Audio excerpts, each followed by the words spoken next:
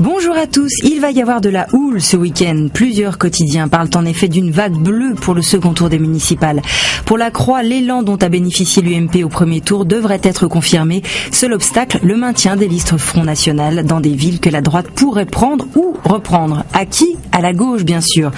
Le Monde estime qu'elle pourrait perdre près de 110 villes de plus de 10 000 habitants. Peut-elle limiter la casse, demande le journal ? Oui, grâce à la présence du FN dans des triangulaires, dans un peu plus de 20 villes, et si l'électorat de gauche se remobilise. Les socialistes eux-mêmes n'y croient plus, et face à cette vague bleue, le PS, lui, broie du noir. Dans Aujourd'hui en France, on lira ces témoignages.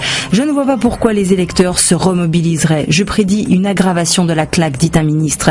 Pendant qu'un élu compare ce scrutin à Massacre à la tronçonneuse, Pearl Harbor ou La Tour Infernale, au choix. Pendant ce temps, Marine Le Pen se frotte les mains. Qui l'arrêtera, se demande Courrier International. Pour de nombreux journaux étrangers, le succès de cette joueuse de poker habile et volubile, comme l'a décrit un journal new-yorkais, n'est pas une surprise et s'est nourri du manque d'idées des partis traditionnels. Mais ce succès va aussi mettre le Front National face à l'épreuve de la gestion locale. Mieux préparé qu'en 95, le parti redoute quand même un trop grand succès, car selon un sociologue spécialiste du FN, interrogé par les Échos, il n'aurait pas assez de cadres compétents pour gérer ne serait-ce qu'une vingtaine de villes. Et s'ils réussissent, cela contribuera à changer leur image pour 2017. S'ils échouent, l'effet sera terrible, conclut-il. Libération de son côté parle de schkoumoun pour le gouvernement après la censure d'une partie de la loi Florange par le Conseil constitutionnel. Pour les sages, obliger un chef d'entreprise à accepter un repreneur est contraire à la Constitution. Le cœur même de cette loi est donc invalidé. Difficile pour l'exécutif de rebondir sur un autre texte.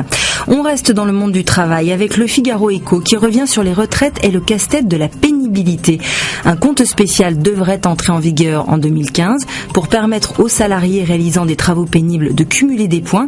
Un dispositif qui n'enchante guère les patrons car la mise en œuvre s'avère très compliquée. Comment comptabiliser en effet le temps qu'un ouvrier passe chaque jour à porter des charges de plus de 15 kilos ? Ce 28 mars est la journée nationale du sommeil. Est-ce pour cela que Marianne fait sa une sur les somnambules, désignant ainsi les politiques de droite comme de gauche qui ont avancé les yeux fermés sans voir qu'ils allaient droit vers le précipice.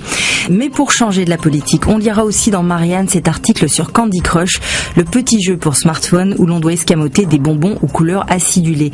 Les adeptes se comptent par millions dans le monde, dont Arnaud Montebourg, niveau 103 pour les connaisseurs. Désormais coté en bourse, Candy Crush est le type même du jeu régressif qui ne demande aucune compétence mais qui rend addict parce qu'il permet de se vider la tête.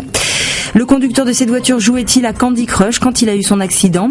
Il croyait rouler dans une simple flaque d'eau, mais qui cachait en fait un trou dû à un affaissement de terrain. Si on y réfléchit bien, ça fait une belle métaphore et qui résume la vie politique depuis quelques semaines en France. Ce week-end, évitez les flaques. Bonne journée.